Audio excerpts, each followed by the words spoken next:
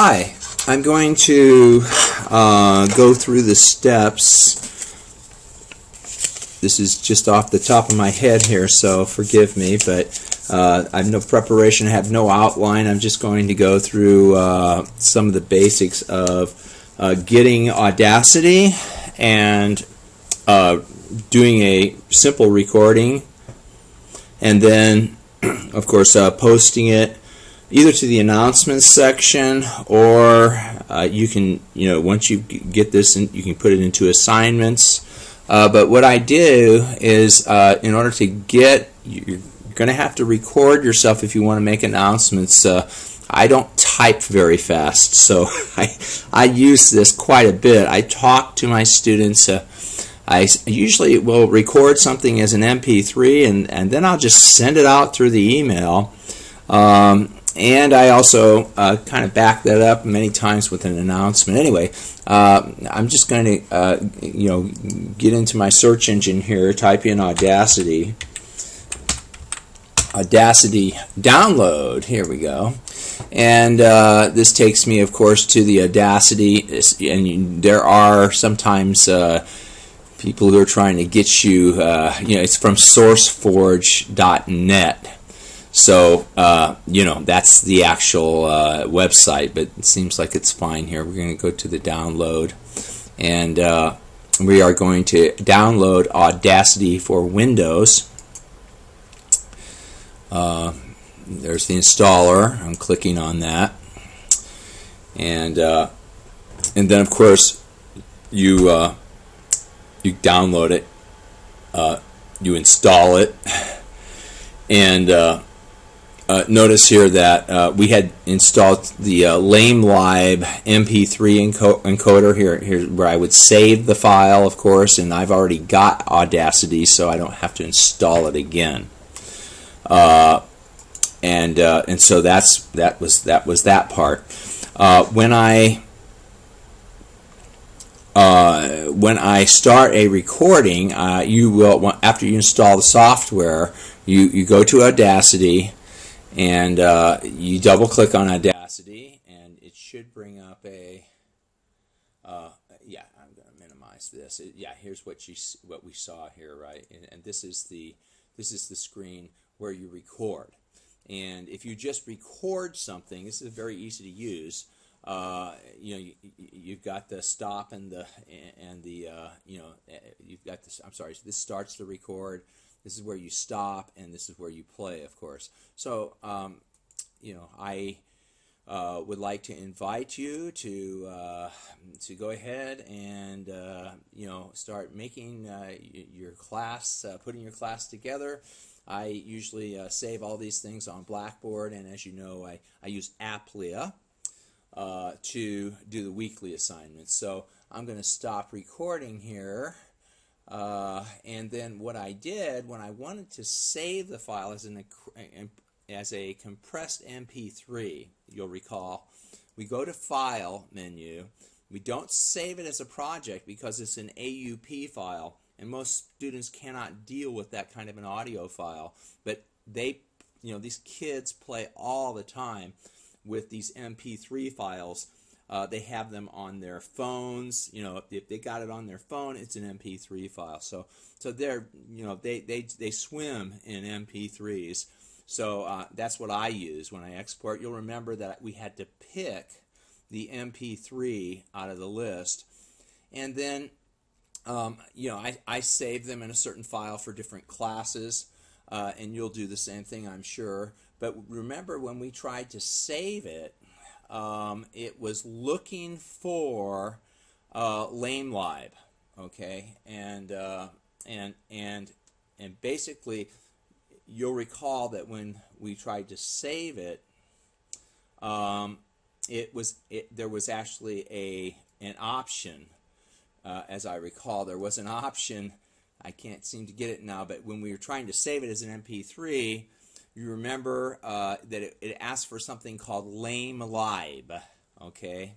And so you have to go out on the internet and get that LameLive file, and I'm just gonna, for example, put it here just so you'll remember. If it actually gave you the file, but it's going to ask for the LameLib. It's an MP3 decoder, and it's free as well. So it's LAMELIB,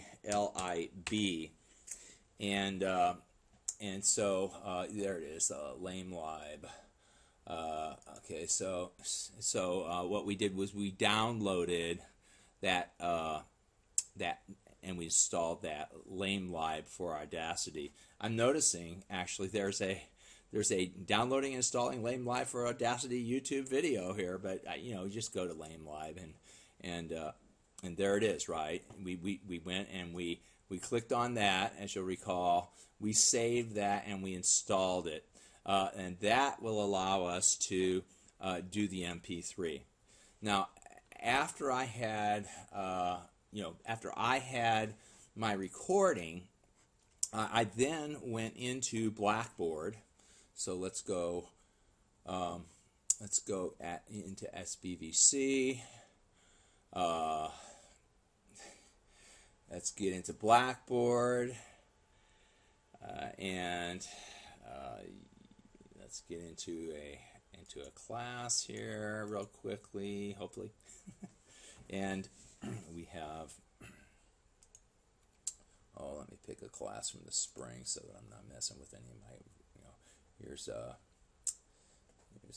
spring class where I made an announcement, and here we go.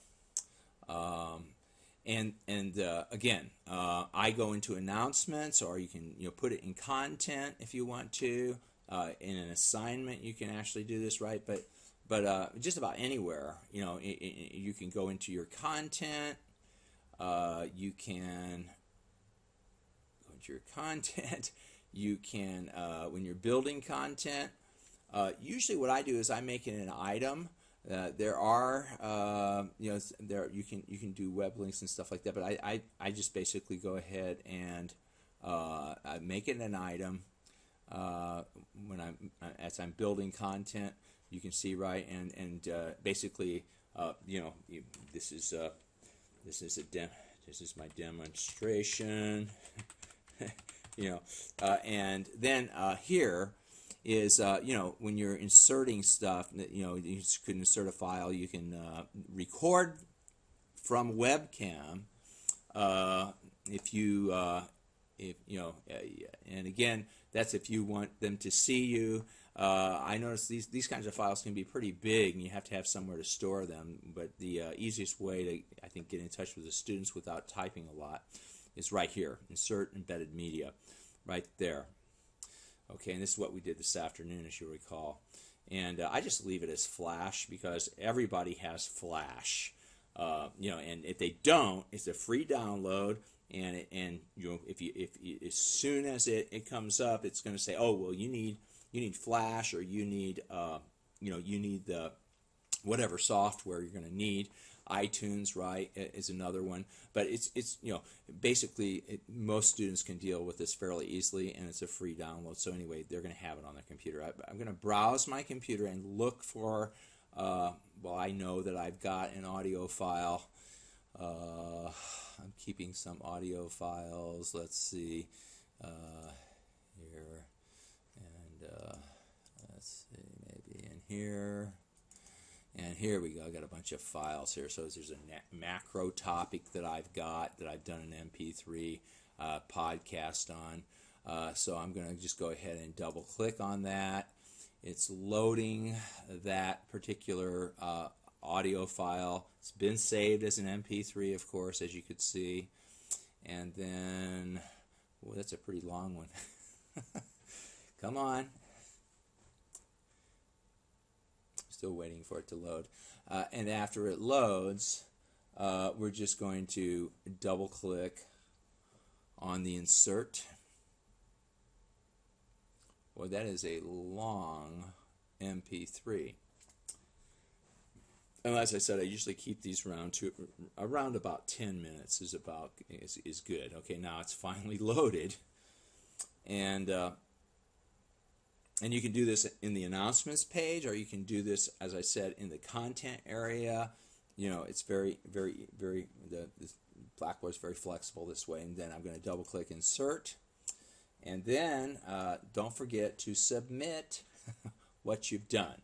Now also you could attach a PowerPoint file here, or some kind of an illustration. A lot of times like I said, if the students don't have the books, or if they don't have it right there, you might want to scan it onto a scanner. Any kind of visual material or a PowerPoint would go right here as you're talking to them. And so you might want to go through your PowerPoints, for example, and be talking to them. But anyway, you have to remember to submit this, right? And then, again, since this is such a large file, it didn't take that long. Okay, and so then there it is, right? And I can move it to the top, which is what I'd usually do if this was a course that I was doing, so they get the most recent stuff. But right, you let this go here, and then all that happens is now that they go into the content area of the course, then right, they just want to scroll down, and then they can. This is James Delgaroff, your online professor. In this last half of the course,